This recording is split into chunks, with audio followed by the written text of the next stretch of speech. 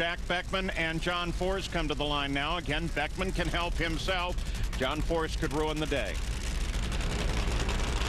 This is a good matchup right here because head-to-head matchups, Jack Beckman actually has a winning record over John Force. 5-4, albeit slim. But I'll tell you, Jack Beckman races John pretty tough. So if Beckman wins and Del Worsham loses, then the countdown in Funny Car will come to an end. Del Worsham will be out. Neff and Jack Beckman look good, and it'll be done. We'll be set with one whole race to go. What would happen? Everybody would just be running for position at the U.S. Nationals, but the key there would be to win the Big Go because everybody wants to win that. They kind of forget about points when you get to Indy. It's all about focusing on winning the race. Right now, Jack Beckman wants to focus on being able to take out John Force. Should be a good race.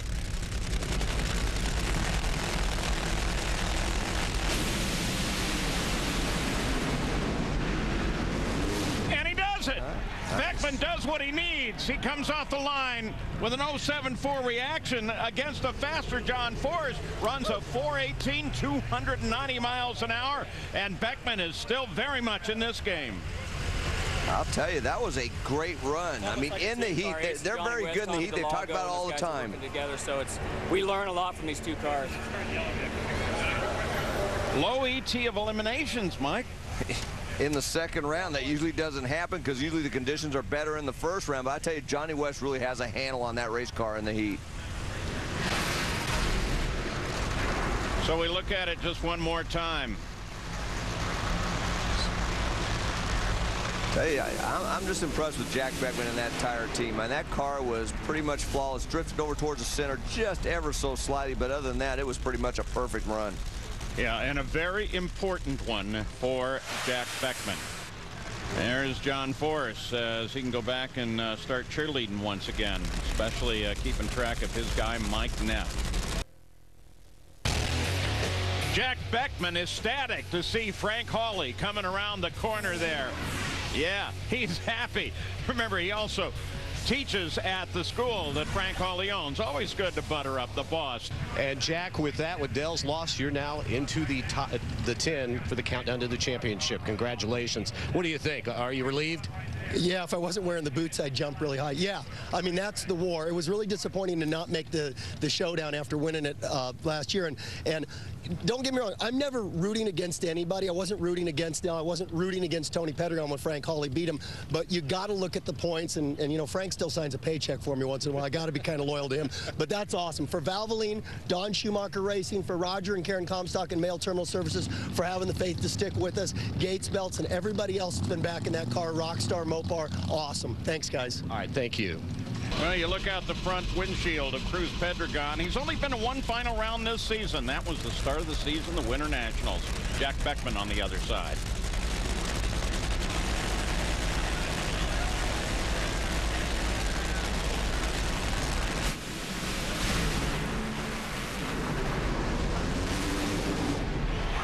Beckman now has a problem. He runs a 4.19, 292 miles an hour, and he's going to have to race his boss when they go to the finals.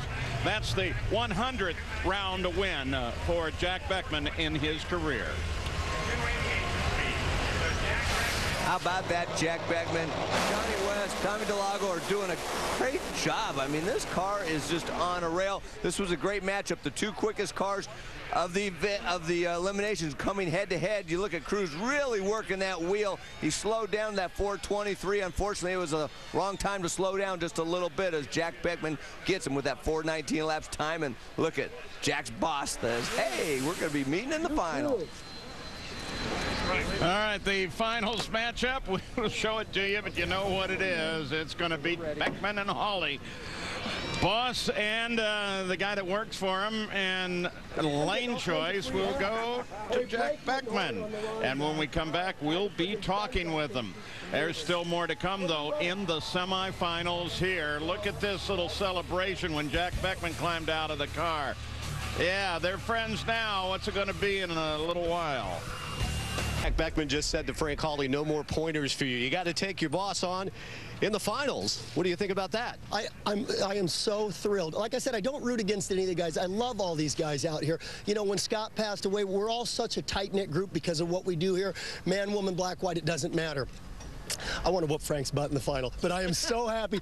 That guy is a two-time world champ from 82, 83, and the baddest hot rod ever out there, the Chi-Town Hustler. We got a bad Valvoline MTS Dodge right now. I think we're going to be in good shape. We can't wait.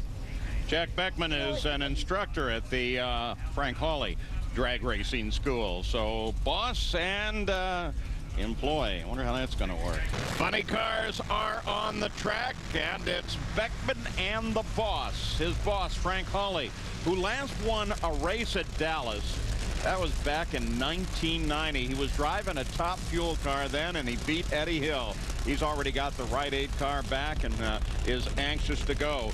Jack Beckman, it'd be his first win with his new crew chief, Johnny West. He was the runner-up a week ago at Brainerd.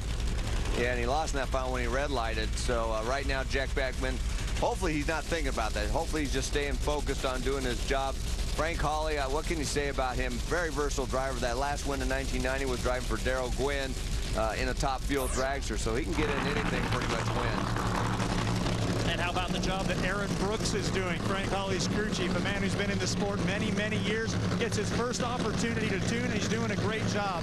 I asked him what the setup was for this race. He said the only thing he's changing, their car with Frank Hawley driving dropped the cylinder about 2 seconds in. He adjusted the timing, made it go up a little heavier to keep that hole from lighting, but he says they got a car that's been going A to B all day, and they expect it to do the same here once again. Well, there's Melanie Troxel. She is Frank Hawley's teammate. They're hoping that car gets down to a win. Jack Beckman's Don Schumacher Racing Team hoping for him. Oh, and Hawley goes up in smoke, and this one goes to Jack Beckman. Beckman, a 418, 291 miles an hour. Last one on this tour this year at Phoenix. He now has 2 this season. Well, I'll tell you, that was a well-deserved win. Jack Beckman did the job all day long, as did Johnny West. Gave Jack a very good race car that could definitely win if everybody was doing their job on the starting line, which I'm talking about Jack Beckman. He did the job. Frank Hawley went out there and just spun the tires about 100 feet off the starting line. Ended his day, but still not a bad return.